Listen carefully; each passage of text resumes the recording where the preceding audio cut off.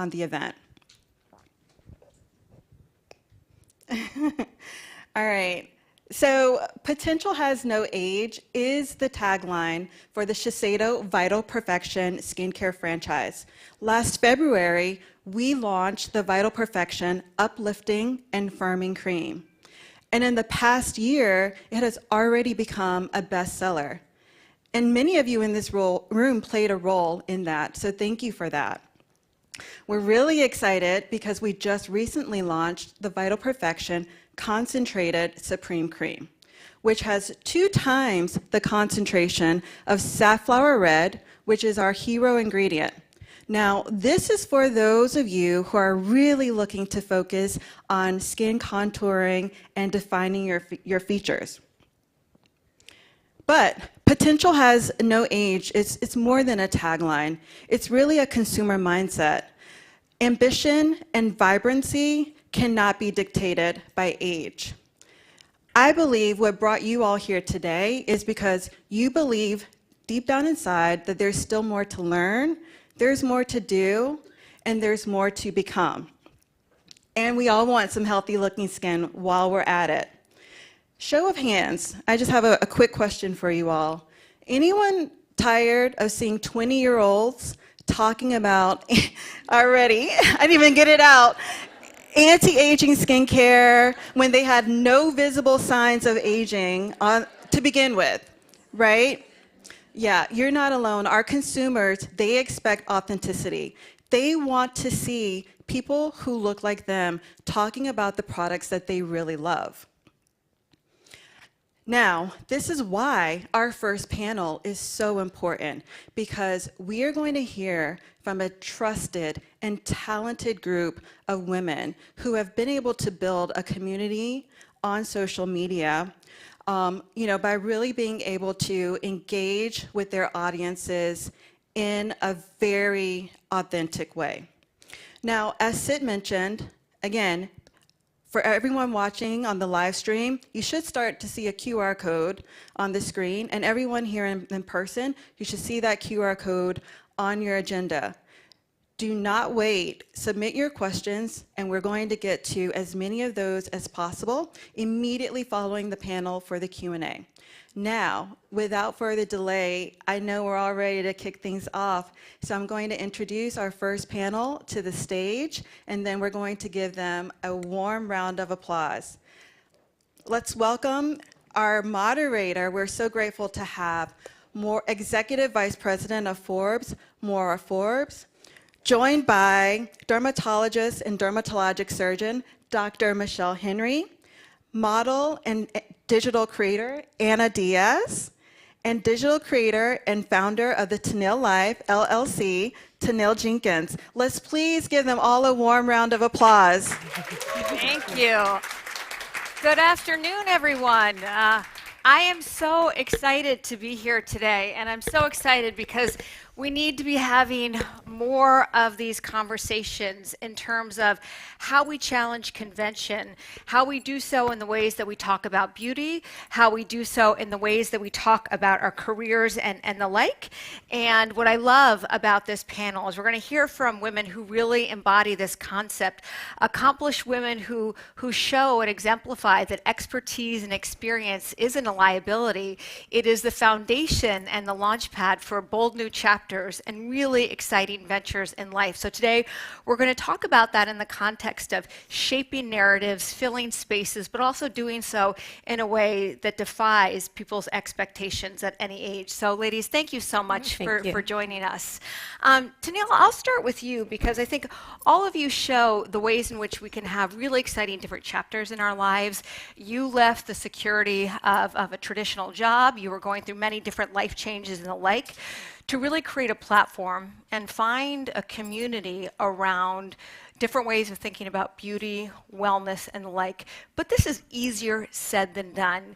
Can you walk us through your path and the ways in which you found an audience that was really hungry for the type of insights that you brought to life? I have to start at the beginning, which is literally my beginning. All the way back when I was 18, I was a teenage mom.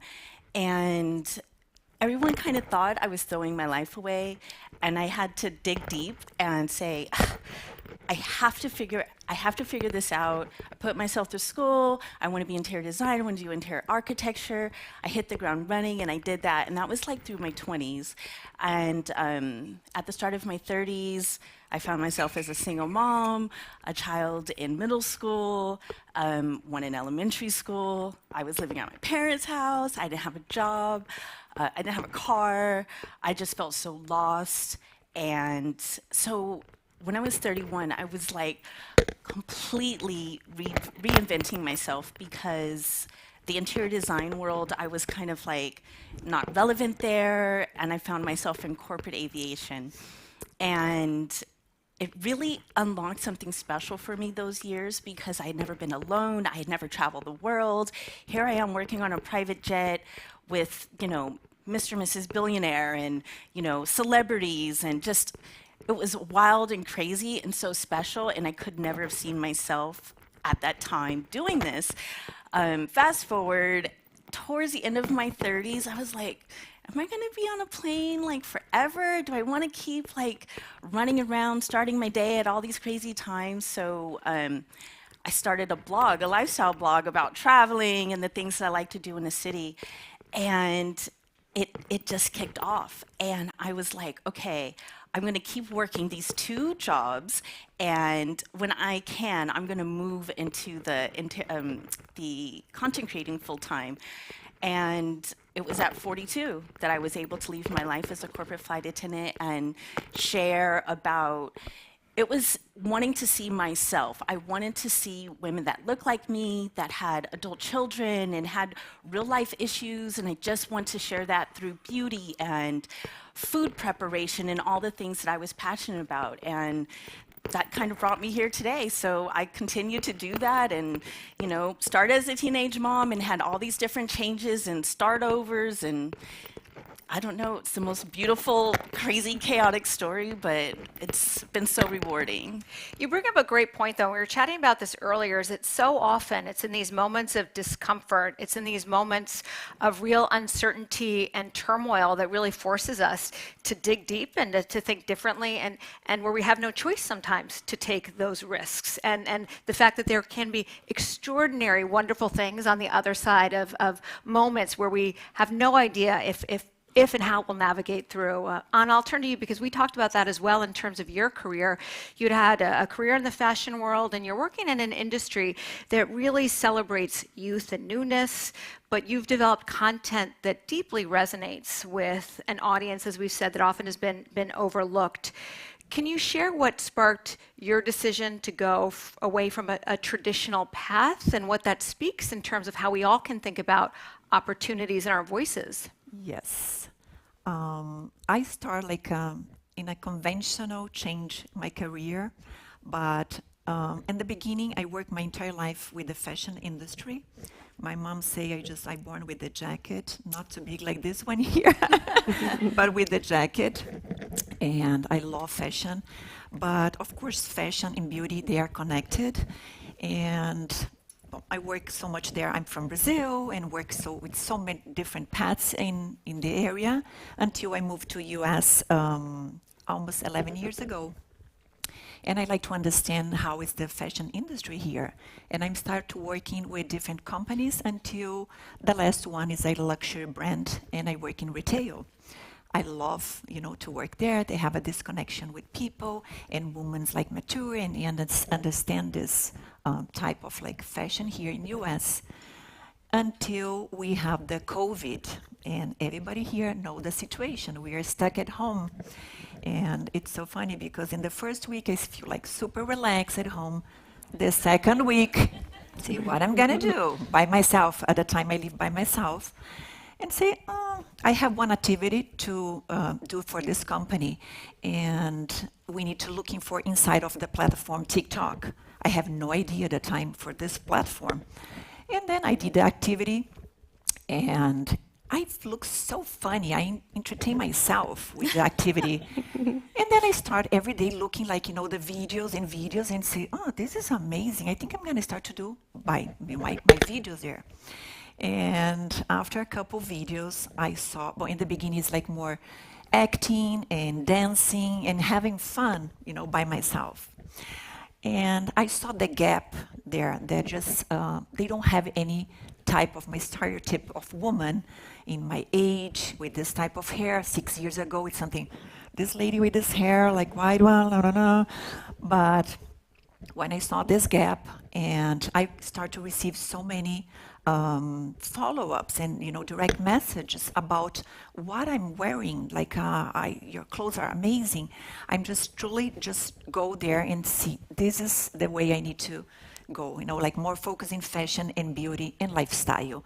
I change it completely. Just make short, the change for the career after we back for the COVID, we start working again. And one day I need to make the decision because the company say you cannot be in the social media and the company. I totally understand. And it's the best decision that I did in my entire life. Change with my age, for 54 at the time, I'm 50 now, right now. It's the most beautiful decision in my entire life. And I'm here to encourage you, never is late to change the career. But I love what you and Tennille talked about in the sense of yes, these things were evolutions, but you saw opportunities. There were markets or voices or spaces that you didn't see yourselves, and this opportunity to lean into that. Even the fact that I think many of us would worry if we don't see ourselves, we don't belong there, and that is exactly the opposite in your cases. Dr. Henry, you're a board-certified dermatologist. You have an incredible practice here in New York, and what I've really admired about your career is that you're someone who not only is at the forefront with your patients, but you've also built a really powerful voice in terms of helping so many people understand how should we be thinking about wellness and skincare, what's just noise and the like. You said earlier, you said, I was the child in school that if I was called on in class, I would have been too afraid to speak. And now she's on TV, you'll turn your TVs tomorrow and you'll probably see her. So can you talk about that evolution and how you saw that as a stretch moment for you and your expertise? Yes. So, when I think about as physicians, I think we always make a pledge to be lifelong students, but also lifelong educators. And so when I started my career, I knew that was something that was critically important to me and something that I absolutely needed to do. When I started practice, I moved from Boston and I came to this new practice. I didn't have a lot of patients, but I had a lot of time. So I started gathering information about where are patients? Where can I find them for business, and where can I find them for community, and where can I educate them? And there was some data that Real Self put out. They said that 84% of patients look for their doctors online, and 74% of them look for them on social media. And so that was at a time when it was kind of taboo for doctors to be on social media. And so I thought, you know what, I have the time, I'm interested, let's do it. And I also think we have a moral imperative. So when I talk to my residents about it, there's a quote I always like to give them. So we all know that there is a little bit of vaccine hesitancy, but how did this start? So there was an article written in 1998 by Andrew Wakefield, and it's now debunked, but it's the original article that said that vaccines might be linked to autism. That came out in 1998. Well, what else came out in 1998? Google. Google came out in 1998. So this was a period of rapid spreading of misinformation. And doctors really stayed away from it. We sat in our little ivory towers pontificating about things together. We weren't a part of the conversation, and look what has happened. So I think, I felt like I had a moral imperative to go out there and educate. And then as I was listening to my patients talk to me, the patients that did come in initially, they always said things like, you know what? You just feel like our very good friend who also happens to be really smart. And so that resonated with me. And I would start to see patients come in. They would see other doctors. It's the beginning of my career. They'd see people who I looked up to, but they'd come back to me for a second opinion. And I realized it wasn't just a second opinion. They were coming back for someone who could speak their language, who had the empathy, who could hold their hand, who was a girl like them, who had the same fears. And so for me, it just made perfect sense. And so I jumped into it before a lot of other doctors, and it has changed my career completely. It's so gratifying to me when my patients come in and they know me and they trust me, which is, I always say as physicians, you choose us for our judgment, our trust, our authenticity. And so when they've already gathered that from my social media, I know I'm doing the right thing. And so it's changed my life. I do so much media now. And again, I was that girl in theater that would sit on her hands and I can't believe that I'm doing TV so often. And it's gratifying to me, it makes me happy, and it means a lot to my patients as well. all of you have this through line of the power of authentic voices and really sharing your own experiences in a very personal way, and how powerful that is, and still how unusual that can be, especially as women age. Tennille, you've created a platform, as I said, that really engages women across many dimensions of their life and through different transitions.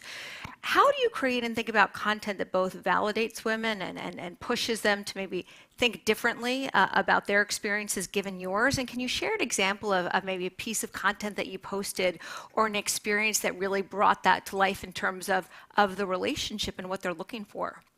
My content is, first of all, my community is very broad. I have all the way from like 20-year-olds, 30-year-olds, 40-year-olds like myself and on. And I love to create my content with storytelling through beauty, skincare. I do these series like doing the most. And the first time I posted this, it was kind of triggering to people because they're like, girl, I don't have time for all that. Like, who's getting up that early to do all these things? But I really liked that it was creating these conversations from all categories of life. And when I would reply, it's like, but I don't do these things every day. It's that I give myself time every day to pay attention to myself. And I have these rituals. And because of it, just so many comments about, oh my gosh, I'm 20, I want to grow up and be like you. Or I'm 46, just like you, and I'm not taking care of myself, and I want to do better at that. And through that one piece of content, I've given so many people permission, because sometimes, your significant other's like, you're taking too long to do that. And, no, I'm in here self-caring. I'm in here because you need me to be a better person to you, right? So leave me alone. And it's this one piece of content, one thing that I decided that I'm just going to film. I'm going to do like an everything shower kind of day. And that one thing just resonated with so many people. And so through my storytelling of like, I survived this, I pushed through that, and, and I earned the right to, heal myself through self-care. Oh my gosh, I was like, wait a minute, I get to show up and be myself, and people, want to like, they're inspired, they feel educated. It's a very unique opportunity, and I love it. I feel like I'm doing exactly what I need to be doing. You said something really interesting, like I'm showing up as myself, and that's Yes. a surprise to us, right? That showing up as ourselves is really our superpower. That is the magnetism that brings opportunities in and can really stretch us. Anna, similarly with your content, you really engage people. You show many, many different aspects of your life. How do you think about, at least in your own experiences, using your platform to challenge some traditional conventions around beauty? And was there one piece of content that really surprised you, that exploded, that speaks to what women are really craving and what's not being given to us at these stages of life? Yeah, I think the most important that you try to show in the beginning is the confidence. I think for me, it's the most important. When you know what you're doing, and confidence for me is something that you're not buy in the supermarket, or you just have like right away. It's something that you construction your entire life. It's step by step. And I'm gonna tell you something about confidence that makes me like feel right now super confident and show this type of like content that I do every day on TikTok and Instagram. It's here in US. I just learned so much with you women. They are so connect with each other, they help each other, and help me every single day to construction this confidence. Means like when you're in an elevator, they say, oh, you're beautiful, what your bag from? And it's something looks like small, but in the end, the day, it's so huge to make your confidence bigger and bigger. Because from the country there, they don't have this. Women don't appreciate each other, They look in you, but they never ask, they never appreciate you like here. And I think you women from US here, they're amazing, and they help me so much with the confidence. And this is just bringing to me in my content to show more and more that we can do everything that we want.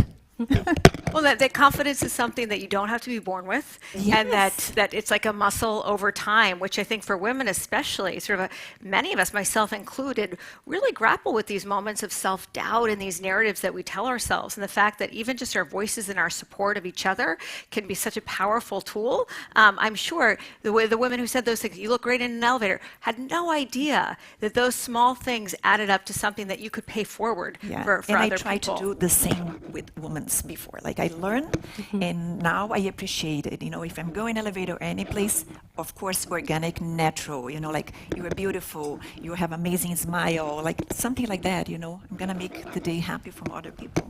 And those small things. Yes. That's a great reminder to all of us that we all have that power Yeah. to give to each other. Dr. Henry, you are really have your pulse on what women are looking for, the types of conversations, the questions that they have that may be very, very different from what people assume and the like, and you've built that trust factor that you talked about earlier. Can you share what you've learned about what women are seeking in terms of their insights from you? And how do you think about cutting to through the noise and having that dialogue in a way that really meets the needs that we all have? Yeah. You know, I always say I am in the business of female empowerment, whatever that is, or I'll tell my patients, like, I'm a happiness Sherpa. I'm going to take you there, whatever direction you want to go into. And that's really what my patients are looking for. And the conversation has changed. So rarely do I have patients come in and say, I want to look perfect, because what is that anyway? You know, they come in and they want to look like the best version of themselves. You know, we've gone away from saying anti-aging and we're talking about aging well, in the same way that we say health span instead of a lifespan. We want to live, we want to feel good, we want to feel confident, we want to love the skin that we're in. And that's what my patients are looking for. So they want to know what's real and what's not. Like, do I need 14 steps? No, you don't need 14 steps, right? Do I need this? Is this the magic ingredient? Is this going to change my skin, you know? And so they come to me and I give it to them directly. You know, we have a very science-based, evidence-backed practice, you know, and some people say, well, you can't use that language with your patients. I think people are underestimating their patients, you know, we're underestimating. Women come in with so much more information. Sometimes I learn things from my patients because they have their finger on the pulse, you know, so I'm learning from the world, from my research and my patients. And so I think this is the best educated group of women I've ever had. And so I can only serve them by also giving them back that education that I have. So I give it to them straight. I give them data. I give them pamphlets. We talk very, very plainly about what's real and what's not. We talk very plainly about what we can actually attain and what you should be looking to attain. Of course, everyone has their idea of what is beautiful, but I think my goal as well is to help drive you there in a healthy way. Like, what are healthy mental and physical ideals? You know, what can we truly attain, and what are you really trying to find? You know, so some people are chasing wrinkles, but what they want to fix is inside. You know, and that conversation is like, what are you trying to fix? Is this wrinkle going to get rid of that? It's not, right? So how do we fix that part, right? And so I say dermatologist are part dermatologist, part psychologist, right? So that's kind of the work that I do.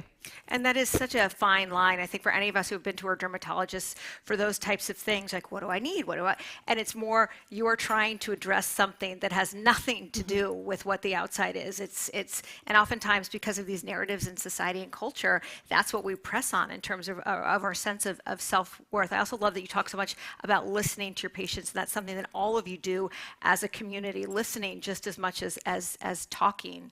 I do want to dig into what are some of those rituals and practices and things in your life that can help us maybe inform our own routines, because as we all know, different stages of life require very different things in terms of how we should think about our skin, our wellness, the questions we should be asking. Tennille, I'll start with you. How is your approach to skincare transformed over time? And are there one or two core principles that really guide you in terms of how you think about these practices in your own life? Yes, in my 20s, there was no such thing as skincare. I was just hanging on by the seat of my pants. I was lucky if I washed my face. And then in my 30s, I started paying attention to what I was putting in my body. And so I was like, I'm gonna be a clean beauty girly and like pay attention when I put on my skin. And then moving into my 40s, and now at 46, I've moved into more science-backed efficacy, kind of like when I was introduced to the Vital Perfection collection. I'm just like, you know, how does my skin gonna do if I use skincare that's has some clinical studies and more science and not just my hippy dippy, because that's kind of who I am. And so now I do like a blend of my clean beauty that is also does clinicals, and then I have my, science-based clinicals, skincare, and I do a lot of other like holistic approach to skincare. I really believe that your skin begins on the inside, and so I do a lot of daily rituals and routines and things, doing the most in all categories. So, but yeah. What about you, Anna? When you look at your evolution, what have you really leaned into? We've talked about vital perfection and just in terms of how it can be such a solution in terms of balancing these different dynamics of our skincare journeys. But what are the practices that help really shape your daily routines? I think like evolution in terms of beauty and lifestyle is still growing. You need to pay attention. It's about the evolution and use in your daily, like in your routine. And for me to use like the vital perfection and look in my lifestyle, it just connect right away because it's type of the product I just feel like it's a simple product to use like every day, In my life, like women's looking for like less makeup and more skincare routine. We take out this makeup and to make your, skin glowing, better and then you feel, but they have, stages for you be there. They're like you need to have like a health life and do like a lot of exercise, sleeping well. It's a combination for so many types of like in your lifestyle. They combine with your skincare routine. And if you have great skincare, everything else is so much easier when you talk about cosmetics and beauty and wellness and the like, and it's a multi-pronged approach. Dr. Henry, in terms of we're talking a lot about the science and the need to really lean into the science and the power of these extraordinary innovations like we see with Vital Perfection a lot. Can you share, for those of us who are not science geeks or not in medicine, can you break down why we need to be thinking about our skincare in terms of this dynamic, and what are the questions we need to be asking as it relates to our skin aging and where we should lean into different products? Yeah. So you know what? I am a fan of working smart, not hard when it comes to skincare. Skincare is a lifelong journey, and you want something that you want to use, that you enjoy using, and that you'll continue to use because it's all about consistency. And that's why I say if you love 14 steps, go for it, right? If that's your self-care moment, it's not that it's a bad thing, but what I'm wed to is compliance. What will my patients use? And my patients like products that have many utilities, like multiple functions, and that's what I like about Vital Perfection. And so we think about where I am now in my 40s. I have all the things. I've been doing all the treatments for a very long time, but I can't fight, father or mother time, right? So things are starting to change in my skin, and I'm starting to see all those signs: the laxity, the discoloration, those fine lines and wrinkles. But at this point in my career, which, as the theme says, potential has no age, things are actually ramping up. And I don't have time to have 35 products. So I love something that really can address most of my concerns. So, when you look at the science around Vital Perfection, a lot of it, the safflower red has been studied for 30 years. 30 years of looking at this ingredient to see if it works to help to support our collagen. And then we talk a lot about, ingredients that we understand and we know. We know that ginger has been used for a very, very long time. And there's data around ginger helping to stimulate your natural collagen. So another great ingredient, there's caffeine there. And so caffeine, sometimes people are surprised. We think about it as like you see it in eye creams, it wakes you up. But what happens as we get into our 40s, our circulation gets really sluggish. In the same way when we look at our eyes start to get darker when we're older because those vessels are like big and engorged and our circulation isn't that good. That happens in our entire face. So that's why we start to get that kind of dull appearance as we get older. And so that caffeine is helping there. And so it's just a really smart, very well studied group of ingredients to help to address the lines, the laxity, and that hyperpigmentation that we're all seeing, especially when we get to the 40s. When we get to our 40s, especially when we're getting to that perimenopausal period, we can lose 30% of our collagen in those first 5 years of that menopausal period. That is terrifying, And so you want to make sure that you are doing what you can, the prejuvenation before you hit that period, and then when you do, doing what you can to preserve what you have. And so I think that's kind of the beauty of it. It's kind of like like a one-stop shop with those critical things, and it's nice to use. You guys will get the experience. You know, as a derm, it feels like blasphemy saying that I love fragrance, but I love fragrance that's done well, fragrance that's done with ingredients that aren't irritants, and that gives you that kind of aromatherapy kind of sensation because you have to enjoy using it to keep using it. So I'm excited for you guys to try it too.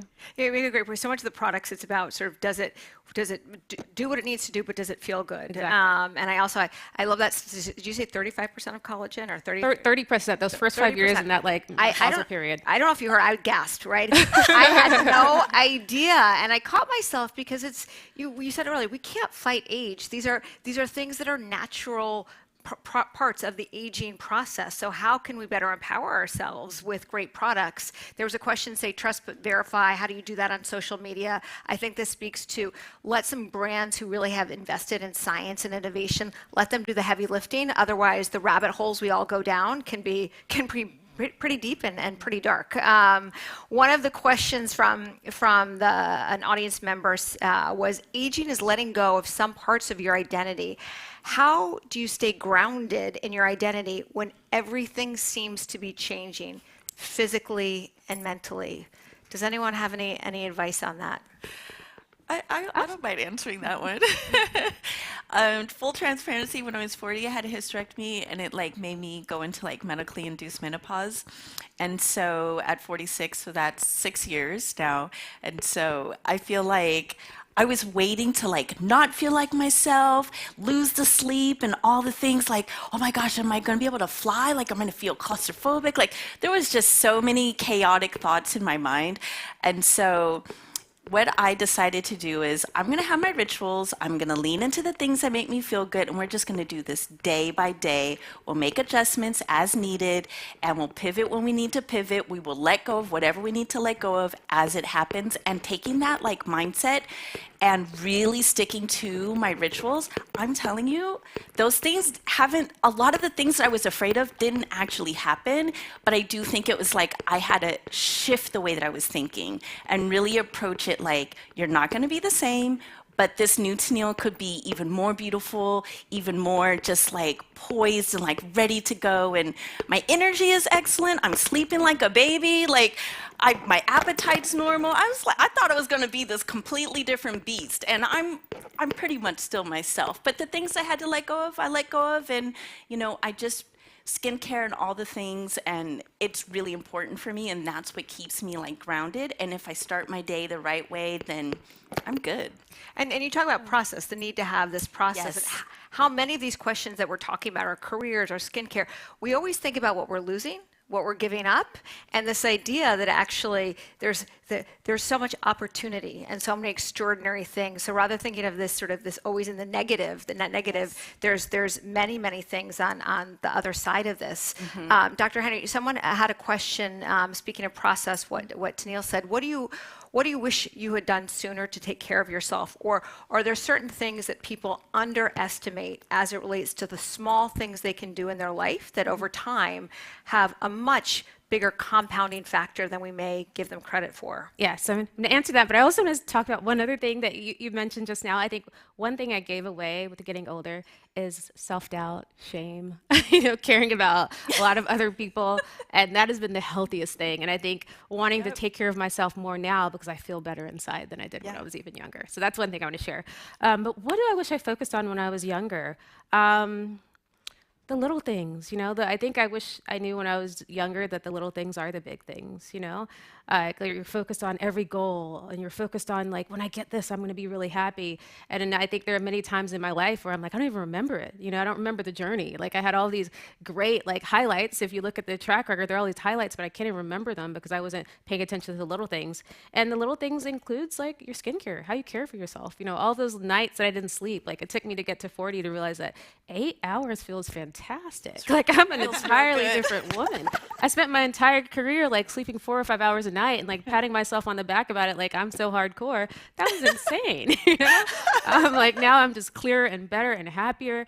And so like realizing that life is going to happen, you're going to get there, but don't lose yourself along the way. So in all things, in my relationships and the way I care for myself and the way I ate, I wish I just slowed down a little bit and paid attention to the little things. Go back to the fundamentals. goals, these Yeah. priorities that especially as women over time, we just put on the back burner because we don't think that they matter. And I always think that you either pay now or you pay later. Yeah. And so the idea that investing in yourself now can have huge benefits. Anna, there was a question about what advice do you have for women who are thinking about content creation in a time where all these platforms are so prolific? How do you think about it, or what ways do you think people should think about it differently beyond just content creation, or what makes for a successful relationship with a community? I just suggest the person is first start on the platform and do whatever you want to do. Very organic, very original, and be yourself, you know. Like potential has no age. You can start any time and do whatever you want to do in the platform. I love that, just to experiment and give yourself that freedom. Yeah. And both of you said you were really surprised at what people responded to. I think that's really affirming, is that you actually sometimes go in and you have no idea what people actually want, and what aspect of your life they're going to gravitate toward. We know the theme of the summit is potential has no age. There's some great quotes from our speakers downstairs on their perspectives. But I would love, as we close out this conversation, each of you has challenged conventional career timing, how to use your voice, how to engage with communities, and the like. When you hear potential has no age, what does that mean to each of you based on your journey? Tennille, I'll start with you. I feel like there's no timestamp on the goals that I want to achieve. There's no limits to the things I can achieve. I've pushed through so much in my life, and as long as I'm here, learning, experience, growing, I'm gonna keep going. So every day is a gift, and aging is a beautiful thing. So yeah, no limitations here. And that's something that with time, you learn that with time. Oh yeah, yeah. Anna, what about you? For me, let the words say everything, potential and no age. I mean, age is numbers, potential. Everyone here have that amazing potential. Just don't think too much, you know, do whatever you want to do, and the result is coming, you know, and you need to believe in yourself. And one more thing I think is very important.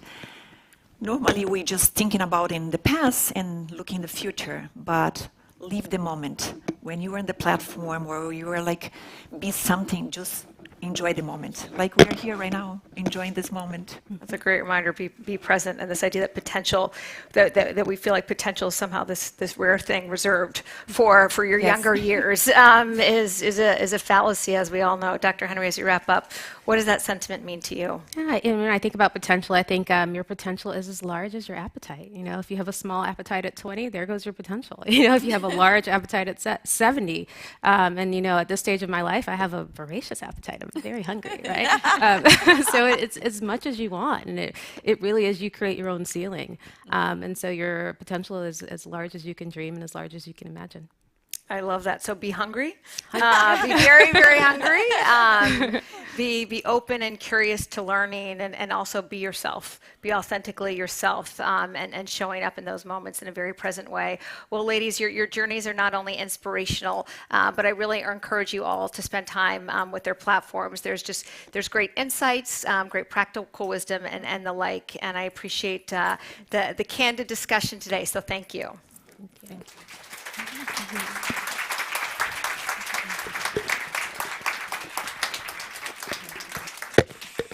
Thank you so much, Maura, and also all of our guests. Can we please just give them one more round of applause? That was such an incredible discussion, so much great advice. If you are not all following them on social media, you should now pull out your phones right now and start following them. I myself rarely post. I'm ashamed to admit it, but after that conversation, I'm feeling ready to share. Also, if you're feeling ready for a break, now is the time. We're going to take a very quick 10-minute break. If you need to grab some water, stretch your legs, now is the time, but definitely be back here in your seats in 10 minutes because you don't want to miss a moment of the next panel.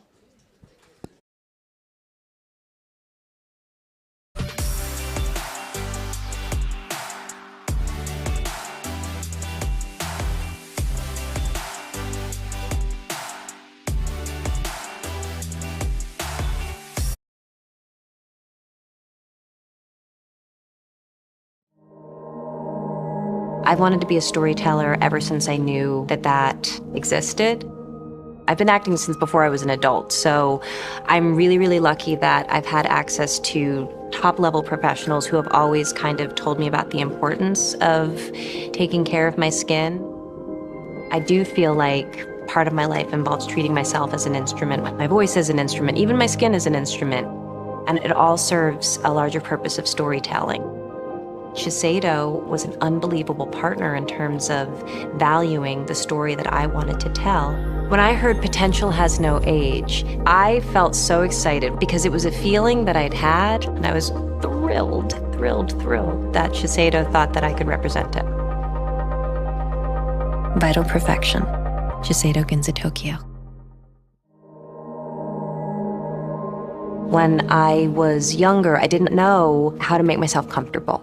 Now I know that there are certain things that I do, and if I do those things, I'm a better version of me. I think one of the things that I've definitely gotten better at as I've gotten older is loving and cherishing things. I look up to people who live their lives with passion. I look up to people that live their lives with integrity, and that's something you can really only tell if somebody's doing over a long period of time. So for me, age is actually an essential part of respect and understanding what somebody's made of. And the idea that you continue to make yourself every day of your life. It's not like we ever have a moment when we arrive. It's this ongoing dance. I want to participate in my life as presently as I can because I'm aware that it's not forever. Vital Perfection, Shiseido Ginza Tokyo. Skincare is not prescriptive. Everybody is different. You're the only one having the experience of being you right now. So you have to figure out what's right for you. You only have 24 hours in the day, so if you're going to spend a certain amount of it, you need to know that the tools that you have really, really work for you. I genuinely love applying this product. I felt it the first time I put it on, but it's a feeling that's really deepened as time goes. My skin knows it, and my skin looks forward to it, and there's something in Vital Perfection that my skin reacts really, really lovingly to. And so I just know when I put it on my skin, like almost exhales a little bit. I've been using it for a while now, so I know that the results work, but there's just some intangible aspect to it that I said it's personal to me, and it's become a really important part of my skincare routine and an important product that I rely on. Vital Perfection, Shiseido Ginza Tokyo.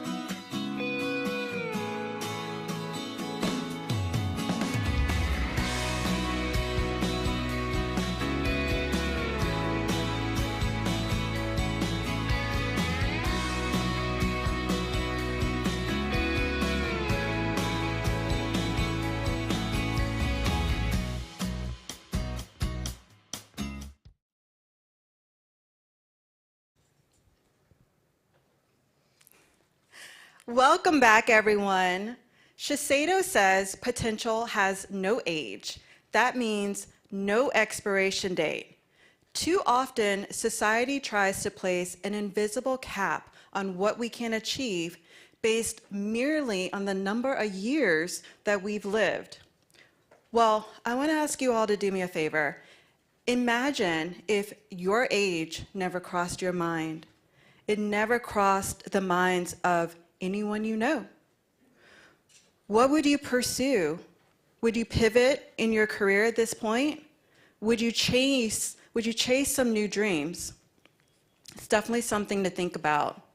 Well, we're also going to have a lot to think about in just a moment, because for our next panel, we have a group of true boss ladies who are here to share their stories of how they have refused to be defined by a number and how they have been chasing their dreams and reshaping what the meaning is of ageless beauty.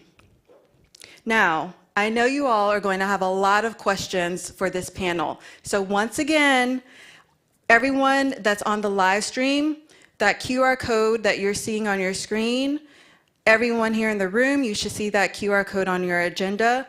Do not wait to the last minute. Start submitting your questions for this panel as soon as they come to your mind. We're going to do our best to try to get through as many as possible during the Q&A session immediately following this panel. Now, without further delay, I'm so excited to welcome our next panel to the stage. Let's please welcome back our moderator, Executive Vice President of Forbes, Maura Forbes, who's joined by designer and partner of Fundamental Co., Jenna Lyons, one of the most influential models of all time, Linda Evangelista, and Shiseido U.S. Chief Marketing Officer, Agnes Landau. Let's please give them all another round of applause. I think you all are as excited for this conversation as I am. And throughout the day, we've been talking about this irony that we often equate beauty and youth together. And today, we're going to have an honest conversation around what it means to age. Is there such a thing as aging gracefully as we talk about these themes? But I also have three remarkable women who have approached and have insights into this type of conversation from very, very different vantage points. So we'll hear their wisdom, their insights, and the lessons learned around how we can reshape some of these narratives and claim the confidence that age should be bringing us. So ladies, thank you so much. Linda, I'll start with you because you are someone in your career, you've been a defining face of beauty standards, and you're now a really powerful voice for authenticity. But throughout your careers, you've talked about your image has been both an asset and a liability in terms of the burden it's placed, how it's valued, and navigating that in a way that's done so in the public eye and scrutinized by others. Can you talk about how your perspectives on beauty and confidence have evolved over time and the dynamic of these really complex emotions? Hi, everyone. Yes, very complex emotions and thoughts always, that go through our heads. I never had feedback when I was in my 20s or 30s or 40s or like I do today. And the only feedback I had were people in my industry or letters to the editor. Today there's so much feedback and so much of it is noise, and we know how unhealthy the noise can be. I battle that noise, and I also battle my internal demons. I'm so great and believe the advice that I give to my son and to people that ask and to young people. I believe what I tell them about beauty and where it comes from and loving oneself. But the thing is, I got into trouble a few years ago because I didn't take that advice and apply it to myself. I didn't use it on myself. And I have to keep reminding myself that, you know, someone who's battled cancer twice, I'm so happy to be alive. I don't care what form it is in. I want to see my grandchildren one day. I want to continue to see my son grow into this beautiful man that he's become. And I have so much left to do. I just feel like the healthier I am, the better I eat, the more active I stay. And it makes me feel good to indulge in beauty routines. And I believe in research and development with clinicals behind it, so I believe in great skincare. I believe in my doctors, dermatologists, as long as I know what I'm getting into, and as long as it's safe. I believe in some light lasers and some help from the dermatologists. All that, if I like where I'm at and I'm happy, usually I look better. So just keeping myself healthy makes me feel better about myself, and I have to not listen to the noise. And you've been at the center of this noise. If it's a challenge for all of us, right, in our daily lives, you know, the magnitude of what that noise is like, I think is really astounding. But I love how you talk about it and the fact that we just have to invest in ourselves and put the time and work in ourselves and how that shows up. We absolutely owe it to ourselves to be the healthiest we can be, and that translates as happiness, and then happiness translates as, wow, you look great. Mm-hmm. It is so true, right? Sometimes something seems so simple, right, is the hardest to capture. But following through is the harder part. Jenna, when you and I spoke last week, I love the quote you said, beauty, it's an inside job, meaning it starts with what we've talked about, really, how we feel about ourselves. And you've had this fascinating career in fashion and beauty as someone who has helped be a creative force behind helping women feel powerful. You're someone who's also been a voice of embracing what makes you different, is what makes you powerful and beautiful and the like. You are someone who is in the public eye as well. So a lot of these different intersections. How has all of this shaped your view and beauty and authenticity? And what has been the biggest surprise to you in this own evolution for you personally? Hi, everyone. Thank you for coming. I love seeing people in seats. There's nothing worse than looking at a crowd and a bunch of empty seats. So I'm glad you're all here. I think probably, and I don't like the ear thing, so that's why I'm doing this. I think probably the biggest thing that I recognized when I started to have a more public life was the more I opened up to the things that I didn't have confidence in, the things that were different about me, the more I shared those things, the more connected I was to people. It was amazing to me how I was so terrified of saying, like, I have a genetic disorder. I had conicular teeth when I was growing up. I have bald spots in the back of my head. My skin has scars all over it. I was terrified to say it. And once I said it, I was amazed at the incredible feedback that I got. And the feedback was surprisingly really warm. And it really made me see, like, everyone's just trying to make it work. No one is perfect. The Instagram life that everyone shows, myself, it's not real.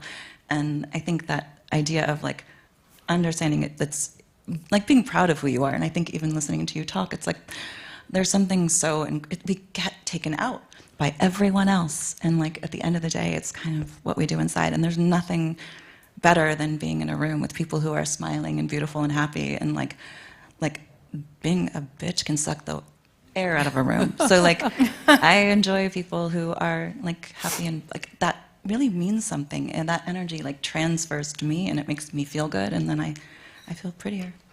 I love the idea that you feel more beautiful when you lean into the things that you've always have thought you wanted to hide or not share. And this idea of if you flip the script, how liberating that can be for yourself, but I think even in the conversation today for each other as well. Agnes, when we spoke as well, you know, I've been a long-time admirer of your career. You have been in the beauty industry for many decades, and in an industry where very often women above 40 or 50 were invisible. I read a statistic, women appeared of those ages, less than 5% of beauty campaigns. Even less than 5% was a higher number than I thought.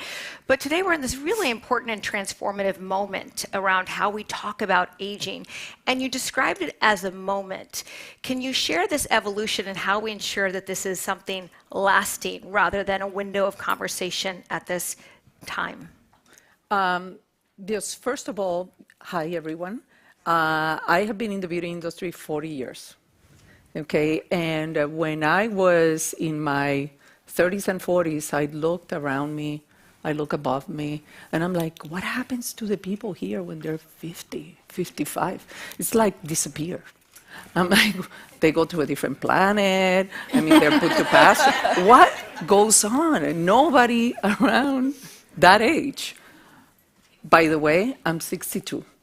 Okay, so you need to say the number to demystify it, right? To take the power away. So my career and why I'm here now at Shiseido, after I left another beauty company, actually was propelled by another woman of my age that spoke to another person that was looking for a CMO, my boss. And he talked to me and he said, you're the person that I want. And that is a testament to his vision of making sure that voices like ours are being heard in the industry. And I think also to the energy and the power that we have and what we bring to the party.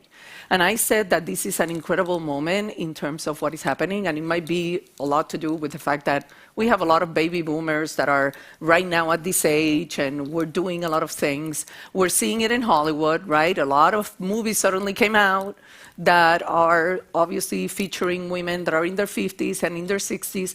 So there's an incredible moment where women are saying, you know what, I have a voice and I want that voice to be heard. And I don't want to be silenced. And I think that is powerful. But how do we keep translating that into a moment that is lasting, right? That it's not just now and it goes away. And to me, it's about keeping these conversations alive. It's about inspiring other women as they're coming in their careers and in whatever they're doing and saying, hey, you can be around for a long, long time, as long as you want, as long as you have the energy and the desire to put something forward. You know, you are relevant, and what you say and bring to the party is important for us to listen to. So I think it's we need to keep having the conversation, and we need to keep inspiring and motivating other women. Well, I love it, the way that you opened your insights. You shared your age, right? And we all applauded that, which is just a reminder. When you shared your age last week when we were speaking, I was so struck how rare that is. Or I have two young boys, I said, and when they want to know a woman's age, I said, don't ask their age, it's rude. As if it's this something that's a negative, and what a gift in life if we have this gift of aging. And Linda, you talked about what a gift of being there for your son and all these extraordinary moments, and the fact that there's this inherent tension and fight with the realities of something that's really natural and in many ways a gift, and how society perceives that as well. All of you I admire also, because all of you are using your platforms to help shape narratives and really push this conversation in different directions. Linda, how do you think we need to be changing the conversation around aging, and what's been your biggest surprise as it relates to your journey of self-acceptance, and how that can speak to how we need to have more honest and very different conversations? It amazes me that you even have to ask that question, because aging is the most natural part of the cycle of life. And I am part of the conversation because I became very well known when I was very, very young for my beauty. And I think that with time, there's a bunch of other women in my industry, and there's other people well known. We grew up in front of the cameras, and we showed there was no expiration date And what we really need is women supporting women. And I just feel that you were one of the first ones to support me. You're so lovely. Jenna is a woman's woman, and we need more women in this world to hold each other up rather than knock each other down. But older women have a place for. I know I can still sell clothes, and I can still sell beauty products, and I'm still useful and valuable to some people, and it's just with the persistence and potential we can show that we don't expire. When have you felt the most beautiful in your life?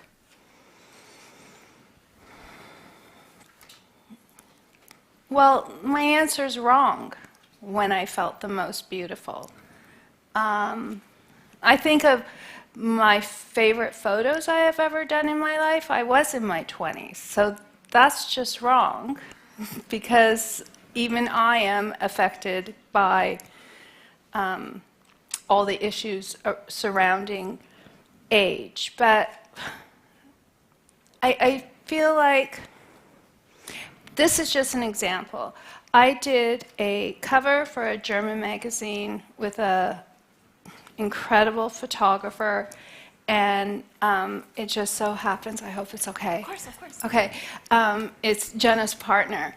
And Jenna was there that day, and she was present on one of the covers. We brought her into the pictures, but when I was changing, they asked me, can we see your, I don't know what you said, if it was my chest or my whatever. I have had a double mastectomy, and I had never shown anyone besides my family. And they said, they were like, wow, it's so beautiful. And I was like, it is? And they were like, yeah. And I needed someone to say it. I should have known myself looking in the mirror, something I don't love to do.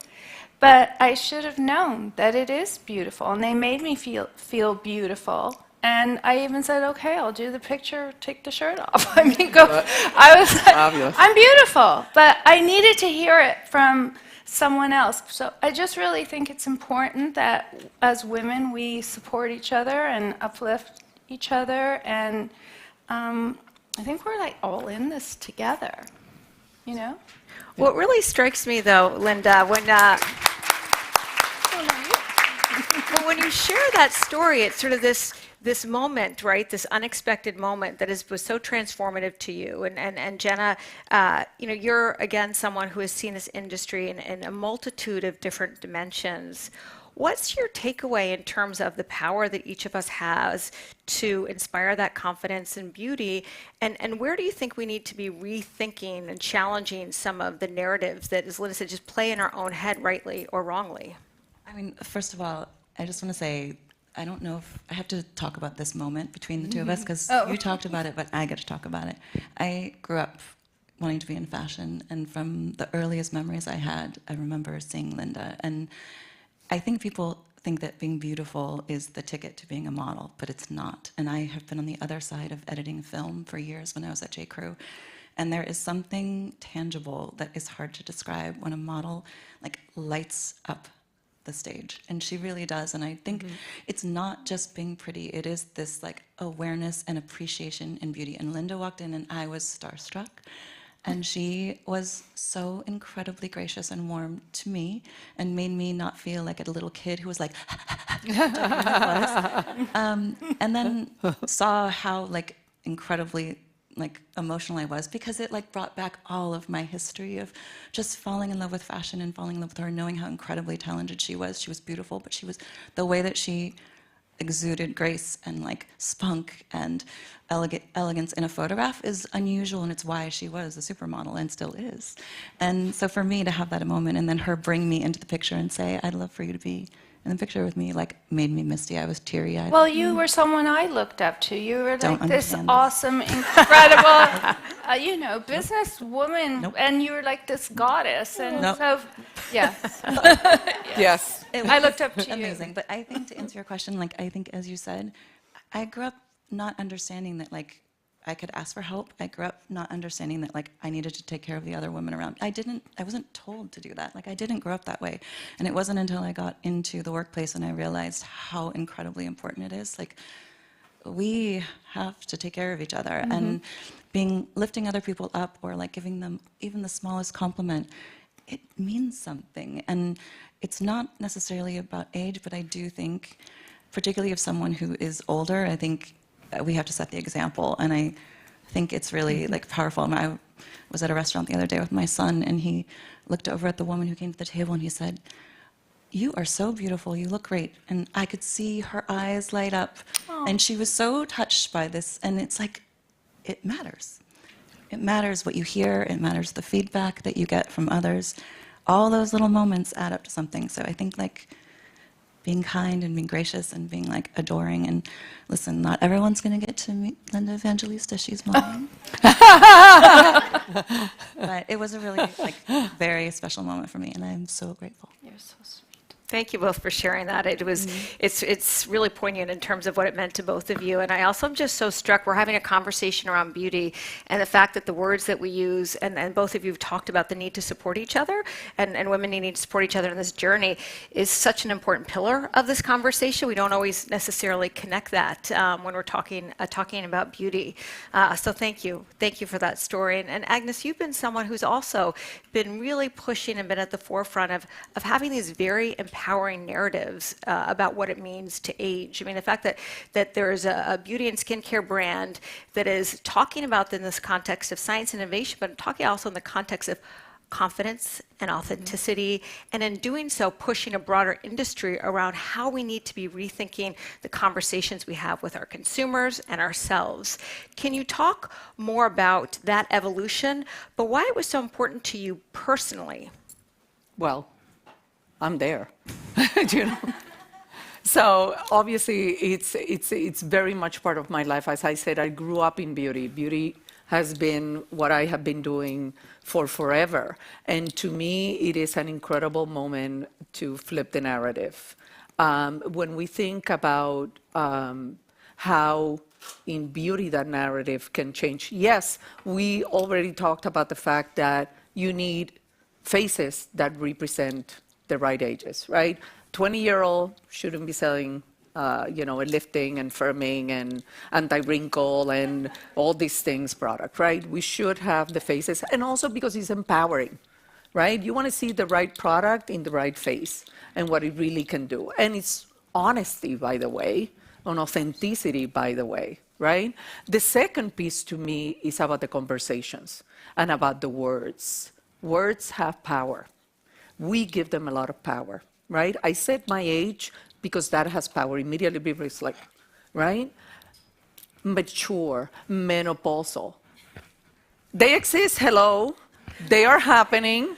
They happened to me. I had my own ecosystem for a couple of years, which was great during the winter. Not so much.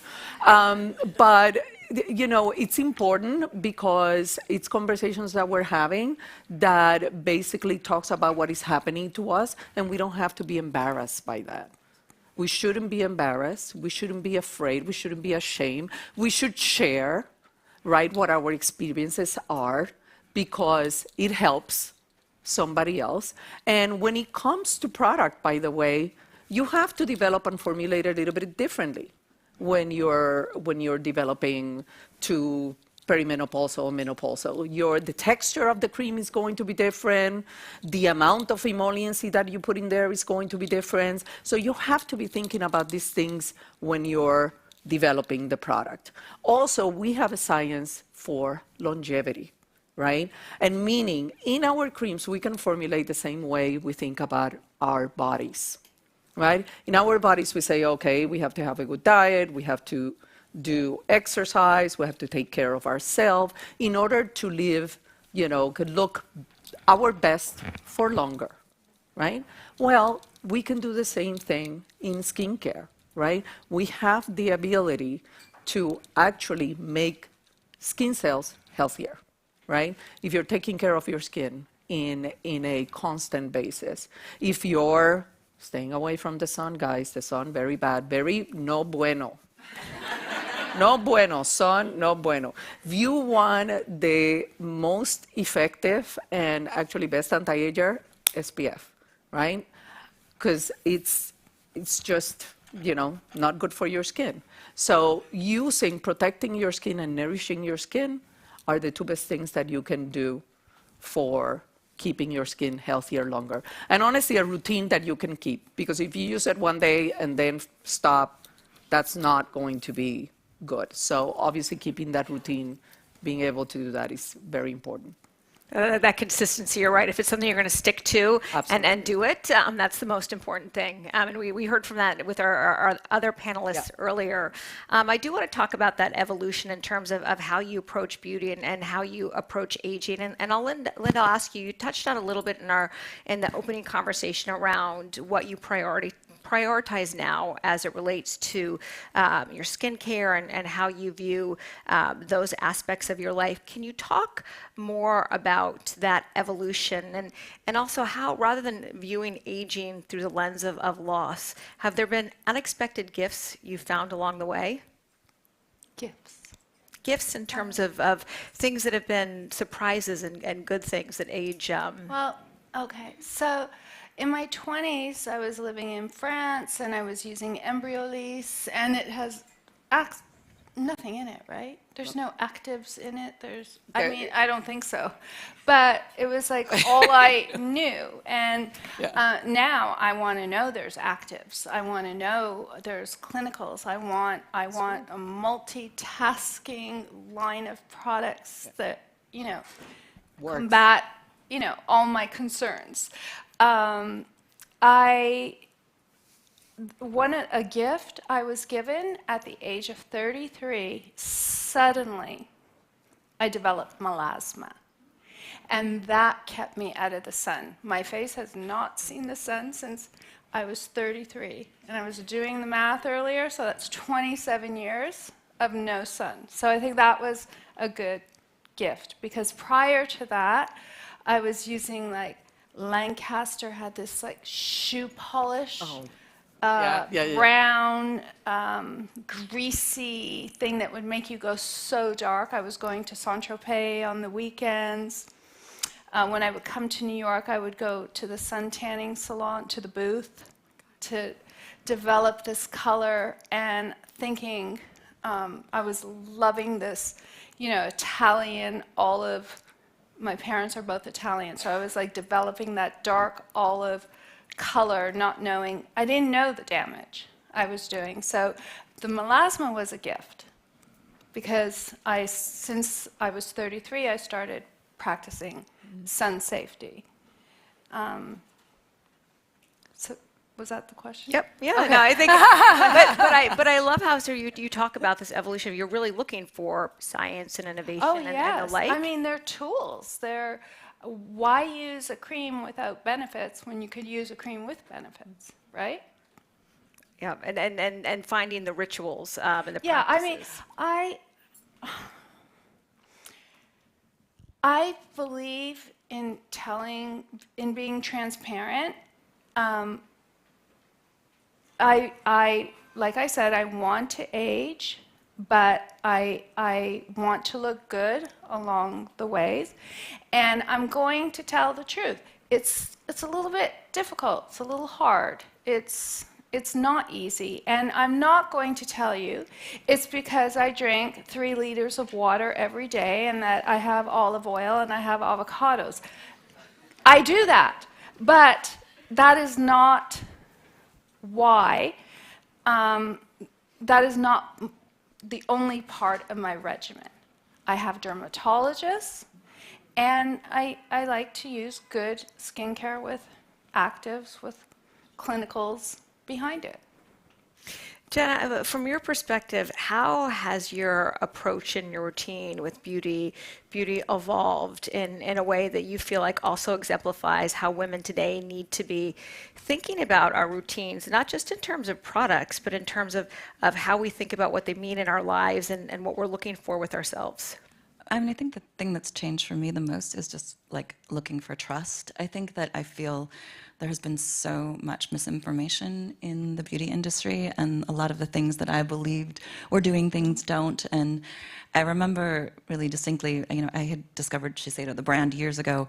I was actually introduced to it actually in Japan, but I remember specifically going to Kyoto, and I went into this tiny little store, and they were making brooms, and they were making the most beautiful, simple, they were not expensive, they were just so beautifully made in all of the materials. They had collected all the sticks, they were exactly the same size, and they had this beautiful waxed cotton that they were making with them. And I remember thinking how simple the approach was to something so basic. And that type of like intense sense of quality and attention to detail, and like also honoring like the environment and the way that you actually interact with it, I was so struck by. And I think that's something, it's one of the reasons I love Japan in and of itself, but I also think it makes me think about like, what am I using? Do I trust it? Do I trust these people? And I have to say, like, anyone who's Japanese, I would do anything they say. It's so true. I go through the airports and I'm like, I can't read this, and there's a snail on it. And I'm like, this is great. I mean, but truly, that is not good advice in terms of that is not a good approach to take. But also, it's certain cultures approach beauty and aging and skincare very, very differently. And here in the States, it's very much a cosmetic thing, purely cosmetic. And Shiseido is a brand that really focuses on the innovation, the science, and the wellness aspect of it.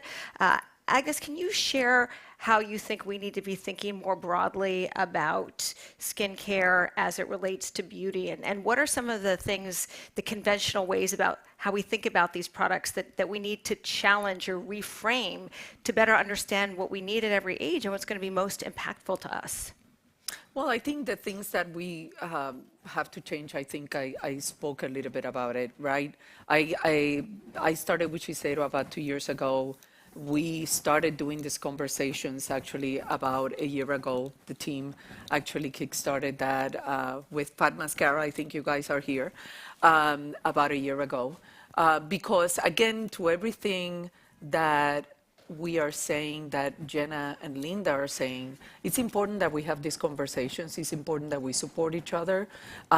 Beauty, yes, products are important, but there's a lot of beauty that also ties back to your mental health, right? And how you feel in your mind, right? And how beautiful you feel in your mind. And I can give you the best and most efficacious product, and if here you're telling yourself a different story, it's not gonna work. I'm gonna tell you right now. So I think all of these things work together, and we wanted to create that atmosphere where we have those real conversations and authentic conversations. Yes, and talk about the product and how the product is formulated and what is important about it, but also how kind of we need to support each other, right? And sometimes as women, let's say it, we're not that nice, you know? We can be a little bitchy, you were saying before, you know? And we kind of, we have to put that B to rest, right? Because I think we can be our worst critics with everyone, and there is so much power when you kind of support each other. I have to tell this story because it's one of my favorite stories. I was in a performance review with a woman that today is one of my great mentors. She retired already from the beauty industry. She was my boss. And, you know, I get the performance review. And then she says, I said to her, okay, so what are the areas that I need to improve? What are the areas that I'm not that good at that I need to improve? And she's like, no, that's not how we're going to do this. I don't want you to focus on what you need to improve. I want you to focus on getting maximally great on the things that you do well.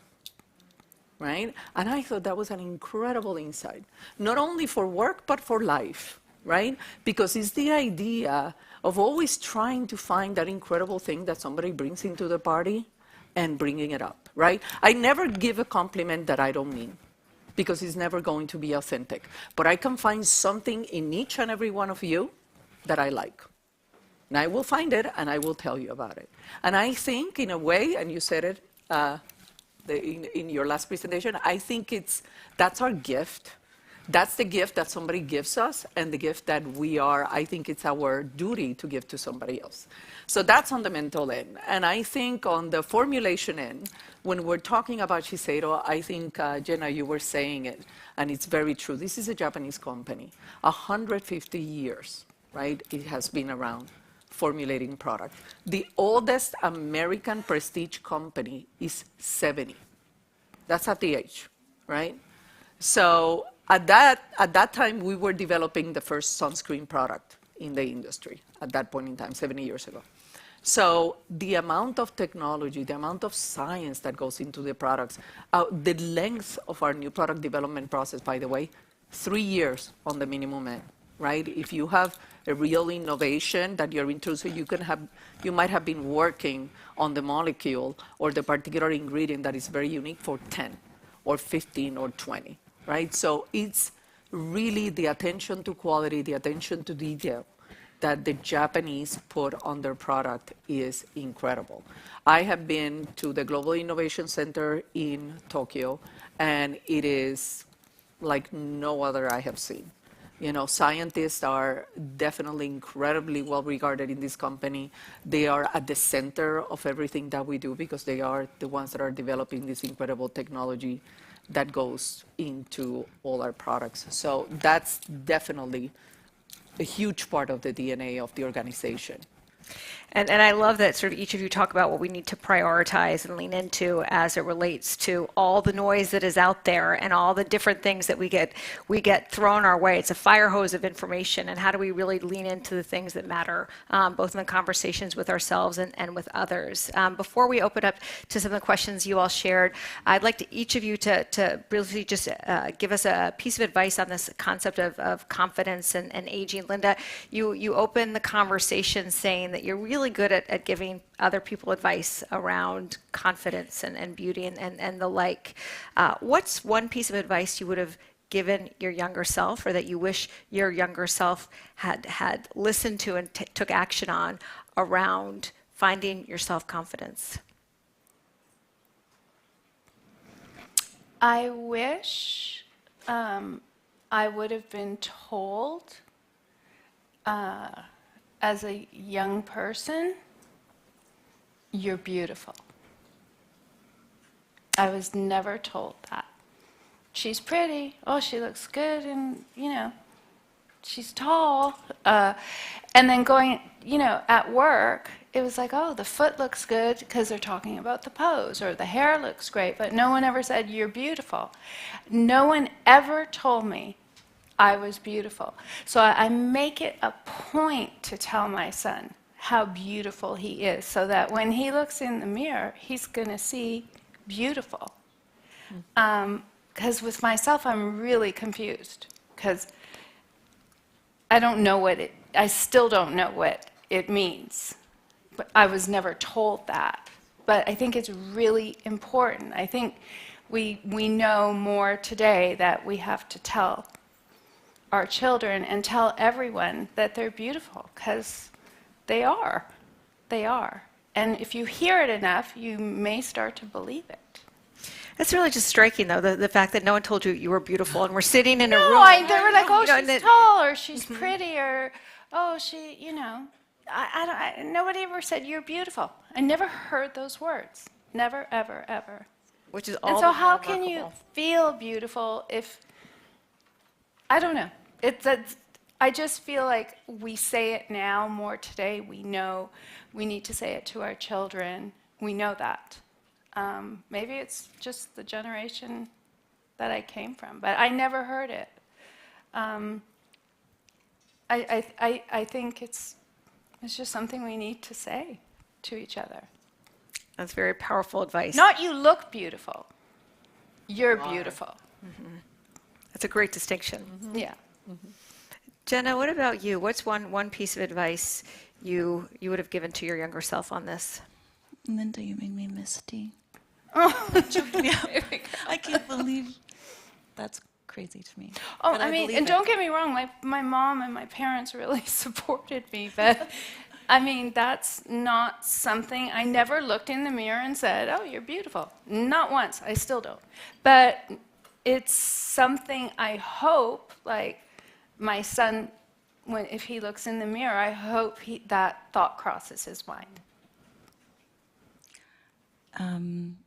I mean, I think the thing that I wish I had known when I was younger, or that I didn't listen to my gut, and I can tell you many times when I did that and when it did not serve me well. And you know that feeling in your stomach when you just know something is off, and that could be with a job, it could be with a man or a woman, whatever your predilection, I don't know, you know.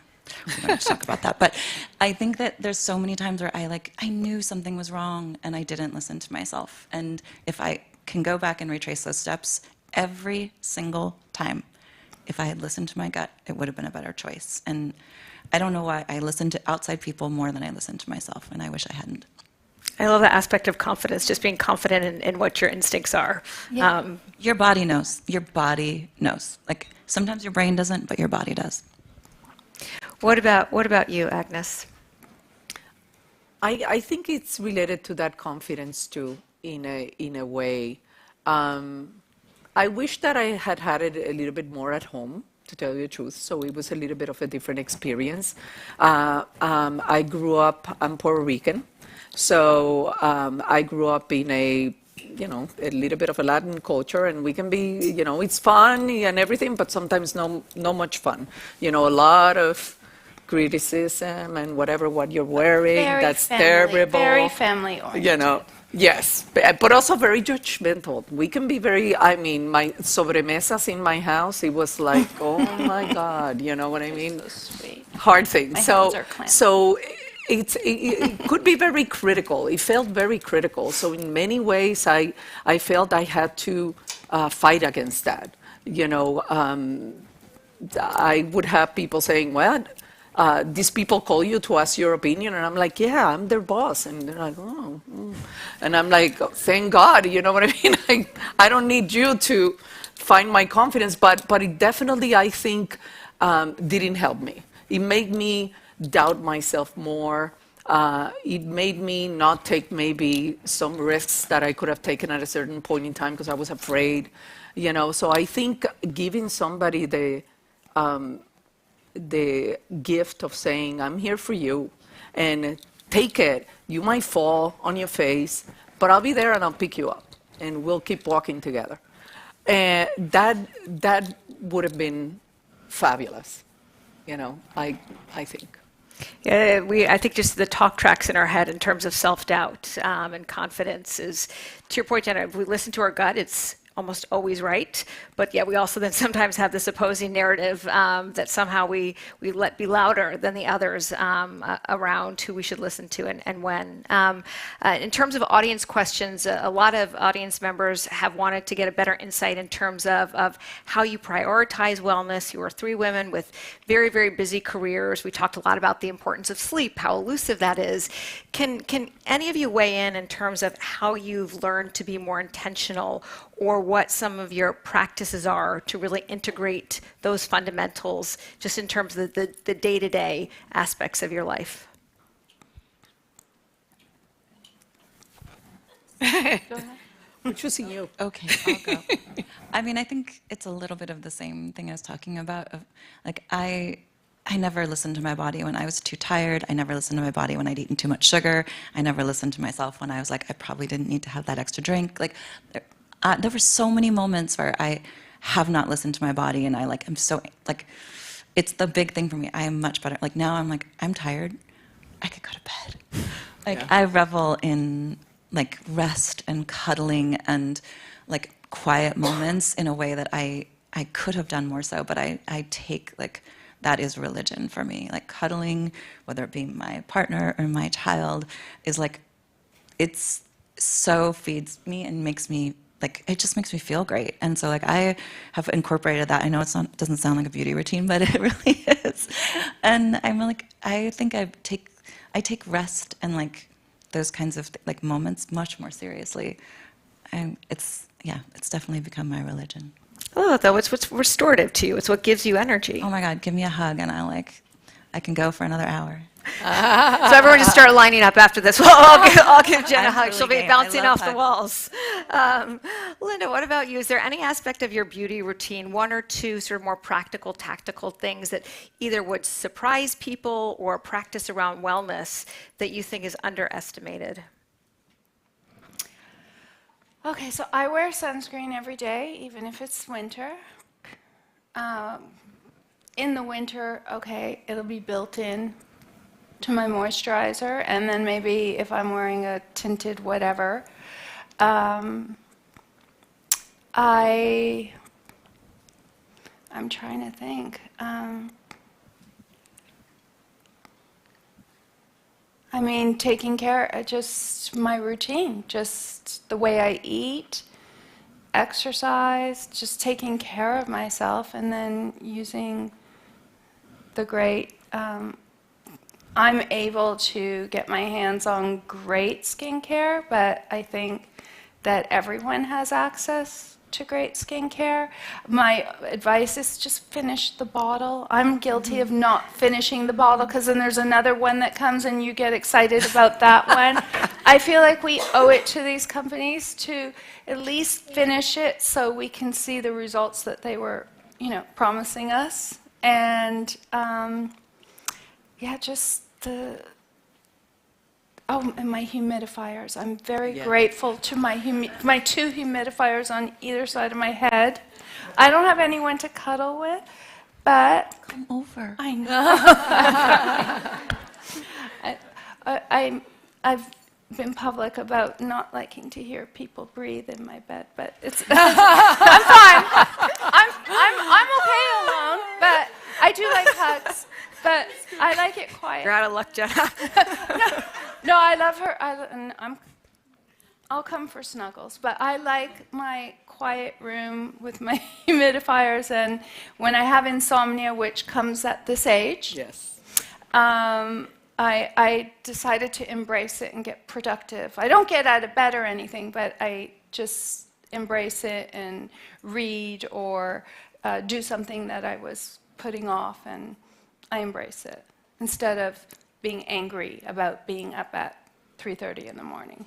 Well, you got your humidifiers going, so at least you're glowing while you're up in the middle of the night. Well, it's so dry right now. Oh my God, it's so dry. So I'm grateful for those. And I love it. Both of you talked about you need to be more intentional and be more steadfast in terms of committing to the things that you know have the greatest value in your life, whether that be for you, Jenna, the cuddles, or you, Linda, not making sure no one's breathing in your room. No, I'm kidding.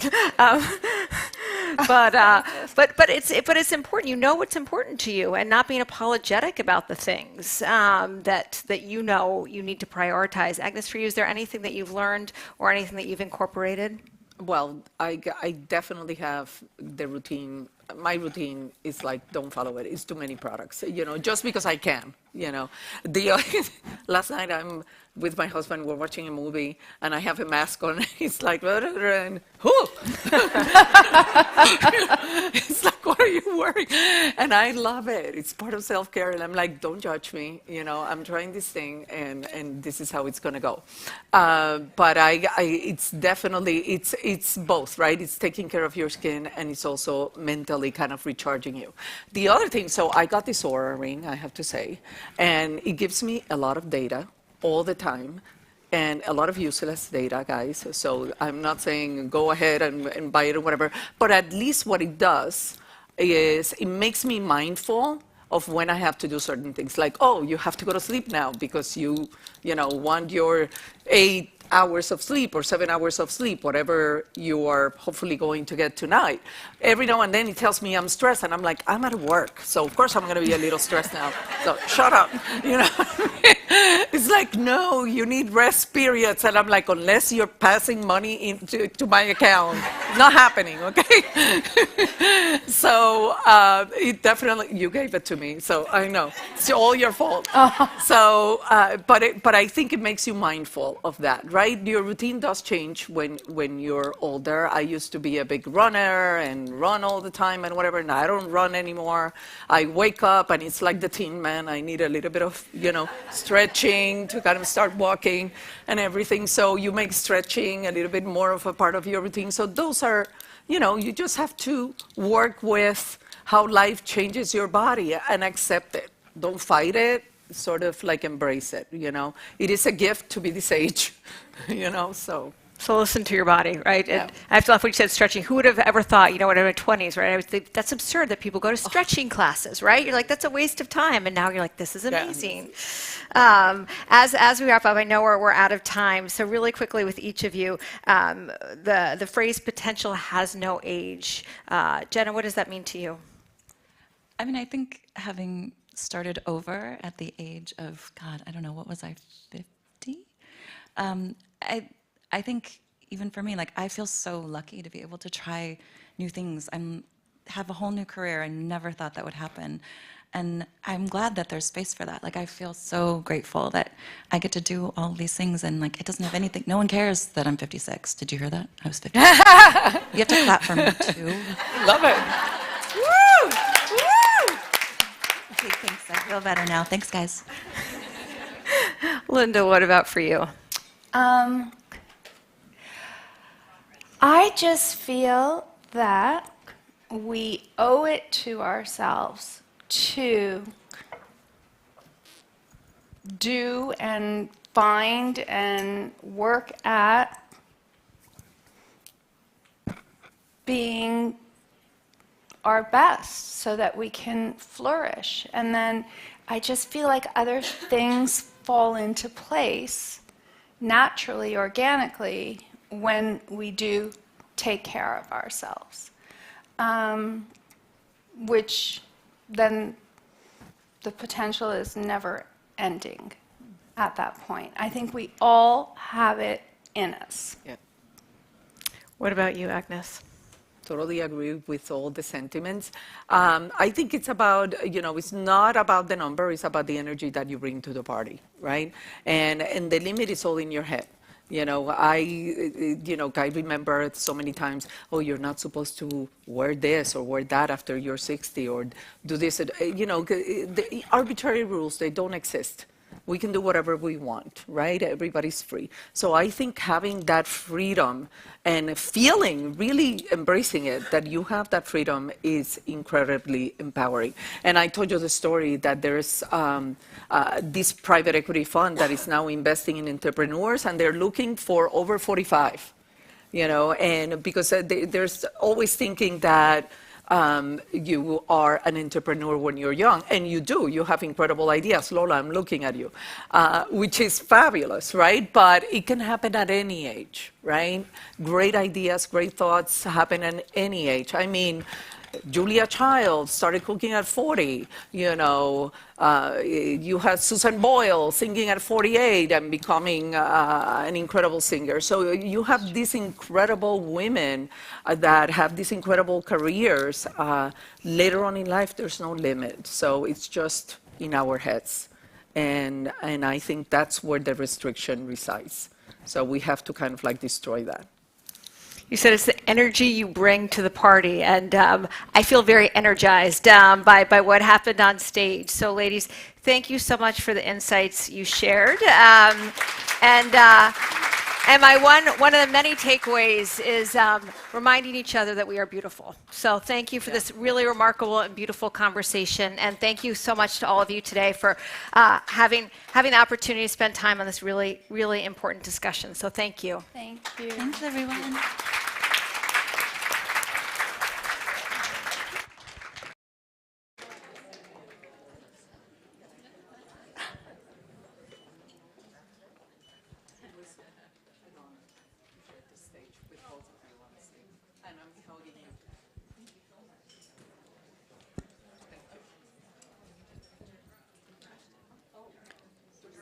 No, you all did a great job. I love it. Please, another round of applause for that powerful discussion and our incredible panelists. Is it just me, or did the energy in this room just lift 10 levels?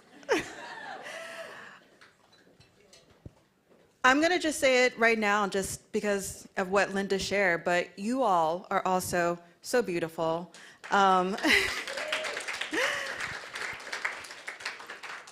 So at this time, we have a request from you all. We would like for you to scan that QR code one last time, because now you're going to see something different, populate. There's a survey. It shouldn't take more than just 2 minutes, but we would like for you to complete that. As always, as a brand, we do really appreciate your feedback. We're always looking to do things better. I think it's that Japanese influence that's ingrained in how we operate. For everyone virtual, I also just want to thank you for joining the discussion. Please do not keep the message that you heard here to yourself. Please spread it to your community. Also tag Shiseido. But take care, and thank you again for joining us. For the rest of us,